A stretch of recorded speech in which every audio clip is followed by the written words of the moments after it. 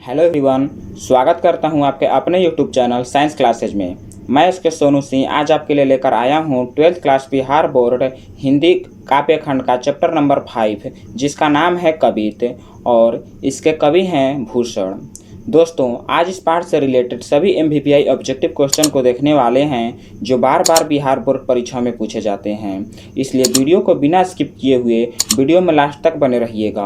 और वीडियो को स्टार्ट करने से पहले आप लोगों से एक छोटा सा रिक्वेस्ट है, यदि आप मेरे इस चैनल पर पहली बार हैं तो प्लीज़ चैनल को सब्सक्राइब कर दीजिए और बेल नोटिफिकेशन को ऑन कर दीजिए, ताकि जब भी मैं इस तरह का इंटरेस्टिंग वीडियो लाऊं सबसे पहले नोटिफिकेशन आप लोगों तक पहुँच सके। चलिए वीडियो का स्टार्ट करते हैं। देखिए, ये काव्य खंड का चैप्टर नंबर 5 है, जिसका नाम है कवित और इसके कवि हैं भूषण।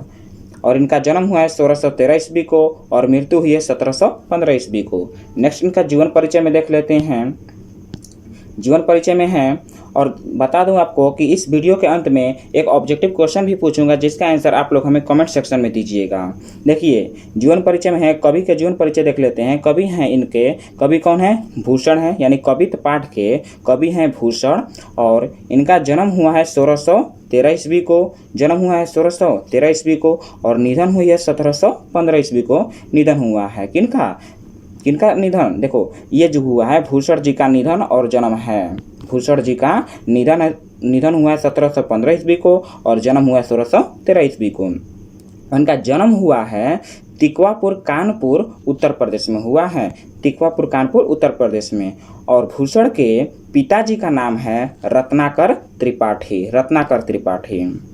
और देखिए, भूषण जी जो हैं, भूषण जी इनका ये भूषण मूल नाम नहीं है, इनको भूषण नाम के उपाधि मिली है। ये भूषण नाम की उपाधि सोलंकी राजा रुद्र शाह के द्वारा भूषण की इनको उपाधि मिली है। इनका ये मूल नाम नहीं है और यहीं आगे चलकर इनका मूल नाम बन गया है। और ये बता दूं आपको कि भूषण जी जो थे वो एक बहुत ही उग्र स्वभाव के थे, और जिसके कारण इनको अपने भाभी के साथ झगड़ा हो गया था, जिसके कारण यह जो है अपने घर को छोड़कर, घर को त्याग कर निकल गए और बहुत सारे ये राजाओं के पास गए, मगर इनके उग्र स्वभाव होने के कारण कोई भी राजा इनको नहीं रखे। अंत में छत्रपति शिवाजी और छत्रसाल जो हैं, छत्रसाल यहीं जो हैं उनके प्रमुख आश्रयदाता बने। अंत में इन्हीं के पास हो रहे और इन्हीं के संबंध में, छत्रपति शिवाजी और छत्रसाल के संबंध में ही ये जो हैं कवित पाठ लिखे हैं, जिसमें कि 2 पद हैं। कवित पाठ में 2 पदों का वर्णन किए हैं भूषण जी, जिसमें प्रथम पद में छत्रपति शिवाजी के बारे में वर्णन किए हैं और दूसरे पद में छत्रसाल के बारे में वर्णन किए हैं। और इनकी अगर हम कृति की बात करें, भूषण जी की कृति की बात करें, तो भूषण जी की कृति है, पहला है शिवराज भूषण, जिसमें 384 गो छंद है और उसी में 105 गो अलंकार हैं। शिवराज भूषण में कितने छंद है? 384 के छंद है और कितने अलंकार है? तो 105 अलंकार हैं। और देखिए कि शिवा बावनी भी इनकी लेखनी है, और कहेगा शिवा बावनी में कितने मुक्तक हैं? 52 मुक्तक है। देखिए, इसके नाम से स्पष्ट करना, शिवा बावनी, तो बावनी से याद रखना है 52, यानी कि बावनी में 52 मुक्तक हो जाएंगे। फिर आगे है छत्रसाल दशक है। तो देखो, ये भी छत्रसाल दशक जो है भूषण जी की रचना है, और इसको भी नाम से याद रखना है छत्रसाल दशक से याद रखना है 10, यानी कि छत्रसाल दशक में 10 छंद हैं। अब चलते हैं ऑब्जेक्टिव क्वेश्चन की ओर, जो परीक्षा में पूछे जाते हैं। देखिए, आज का फर्स्ट क्वेश्चन कह रहे हैं, क्वेश्चन नंबर 1 है, कवित शीर्षक के कवि कौन हैं? कवित शीर्षक कविता के कवि कौन हैं? क्या कबीरदास हैं, या भूषण हैं, या तुलसीदास हैं, या सूरदास हैं? तो कवित जो पाठ है वो किसके द्वारा लिखा गया है? इसका राइट आंसर क्या हो जाएगा? राइट आंसर होने वाला है ऑप्शन नंबर बी, यानी कवित जो है भूषण जी की रचना है। नेक्स्ट क्वेश्चन पर चलते हैं। क्वेश्चन नंबर 2 क्या कह रहा है? क्वेश्चन नंबर 2 है, भूषण किस काल के कवि थे? भूषण जी जो थे वो किस काल के कवि थे? ये देखिए 2019 का भी आया हुआ क्वेश्चन है। भूषण किस काल के थे? क्या वह भक्ति काल के थे, या आधुनिक काल के थे, या रीति काल के थे, या वीर गाथा काल के थे?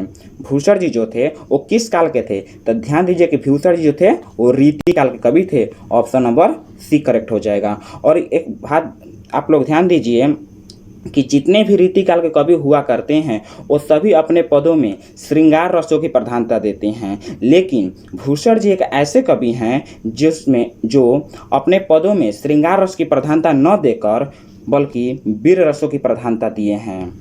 इसी कारण से ये भूषण जी जो हैं रीतिकाल के कवि होते हुए भी सभी कवियों में से अलग माने जाते हैं। नेक्स्ट क्वेश्चन है, क्वेश्चन नंबर 3 है।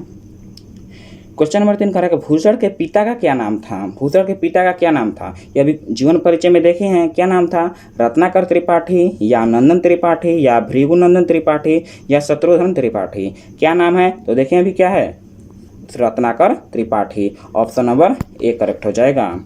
नेक्स्ट क्वेश्चन की ओर चलते हैं। क्वेश्चन नंबर 4 कह रहा है, क्वेश्चन नंबर 4 है कि कवित के प्रथम पद में कौन सा रस है?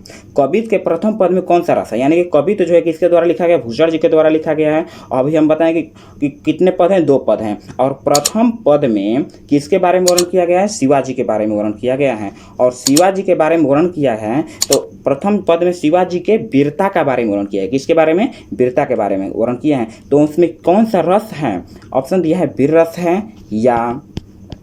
है या श्रृंगार रस है या करुण रस है या इनमें से कोई नहीं। तो चूंकि वीरता के बारे में वर्णन किए हैं, प्रथम पद में शिवाजी के वीरता का बारे में वर्णन है, इसलिए कौन सा रस हो जाएगा? वीर रस हो जाएगा। ऑप्शन नंबर ए करेक्ट हो जाएगा। नेक्स्ट क्वेश्चन की ओर चलते हैं।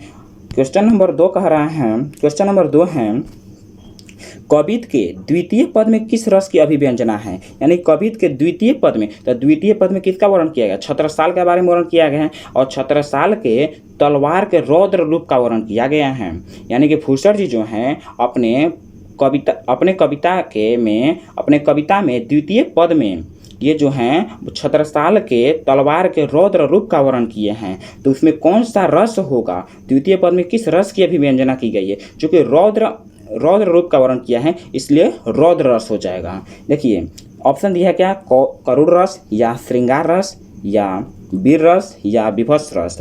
तो देखिए विभत्स रस को ही हम कहते हैं रौद्र रस। ऑप्शन नंबर डी करेक्ट हो जाएगा। विभत्स रस को ही हम कहते हैं रौद्र रस भी कहते हैं विभत्स रस को ही। नेक्स्ट क्वेश्चन की ओर चलते हैं। क्वेश्चन नंबर 6 कह रहा है, दोस्तों यदि वीडियो पसंद आए तो प्लीज़ चैनल को सब्सक्राइब कर दीजिएगा और बेल नोटिफिकेशन को ऑन कर दीजिएगा ताकि जब भी मैं इस तरह का इंटरेस्टिंग वीडियो लाऊं सबसे पहले नोटिफिकेशन आप लोगों तक पहुंच सके। और यदि इस सभी वीडियो का आप लोगों को PDF चाहिए तो हमारे टेलीग्राम चैनल साइंस क्लासेज में ज्वाइन हो जाइएगा।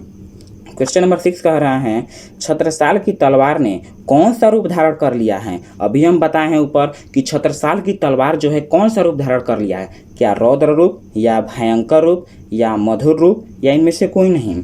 तो कौन सा रूप धारण कर लिया है? रौद्र रूप। ऑप्शन नंबर ए करेक्ट हो जाएगा। नेक्स्ट क्वेश्चन की ओर चलते हैं। क्वेश्चन नंबर 7 कह रहा है, क्वेश्चन नंबर 7 है कि छत्रसाल की तलवार काली देवी को क्या प्रदान करती है? यानी छत्रसाल की तलवार जो है काली देवी को क्या प्रदान करती है? तो देखिए ये जो है कवित पाठ में भूषण जी बता रहे हैं छत्रसाल के संबंध में कि जब छत्रसाल की तलवार अपने म्यान से निकलती है तो ऐसा प्रतीत हो रहा है कि म्यान को वह चिरती हुई बाहर निकल रही है और जब वह दुश्मनों के जब गर्दन पर पड़ती है तो वह दुश्मनों के गर्दन को दनादन काट गिरा देती है और ऐसा प्रतीत हो रहा है कि वह काली माता को भोग चढ़ा रहा है, भोजन चढ़ा रहा है। इसलिए काली देवी को क्या चढ़ा रहा है? भोजन। ऑप्शन नंबर बी करेक्ट हो जाएगा। नेक्स्ट क्वेश्चन की ओर चलते हैं। क्वेश्चन नंबर 8 कह रहा है, भूषण ने समुद्राग्नि से किसकी तुलना की है? यानी भूषण जी जो हैं वो समुद्र अग्नि से किसकी तुलना किए हैं? क्या छत्रसाल की या शिवाजी की या राम की या इनमें से कोई नहीं? भूषण जी जो हैं समुद्र अग्नि से किसकी तुलना किए हैं? तो शिवाजी की, क्योंकि शिवाजी जो हैं शिवाजी के वीरता के बारे में वर्णन किए हैं, शिवाजी के वीरता के बारे में वर्णन किए हैं, इसलिए शिवाजी की तुलना जो है समुद्र अग्नि से की है। ऑप्शन नंबर बी करेक्ट हो जाएगा।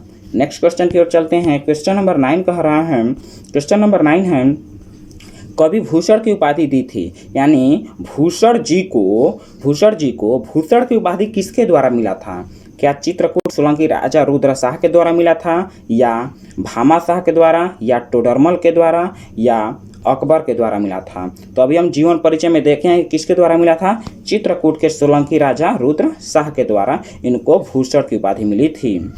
नेक्स्ट क्वेश्चन की ओर चलते हैं। क्वेश्चन नंबर 10 कह रहा है, क्वेश्चन नंबर 10 है कि भूषण ने किस रस को प्रमुखता दी है। यानी भूषण जी जो हैं अपने पद में, अपने कवित्व पद में किस रस की प्रमुखता दिए हैं, क्या श्रृंगार रस की, या करुण रस की, या रौद्र रस की, या वीर रस की। तो हम अभी बताए हैं आप लोगों को कि किस रस की प्रमुखता दिए हैं, तो क्या किस रस की, वीर रस की प्रमुखता दिए हैं। ऑप्शन नंबर डी करेक्ट हो जाएगा।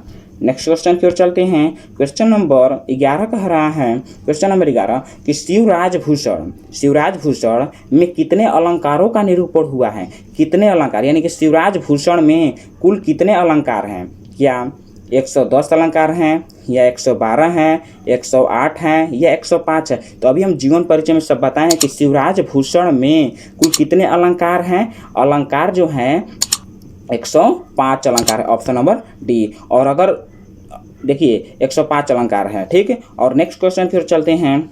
क्वेश्चन नंबर 12 कह रहा है, क्वेश्चन नंबर 12 है कि भूषण के प्रिय नायक कौन हैं, यानी कि भूषण के मुख्य आश्रयदाता कौन हैं।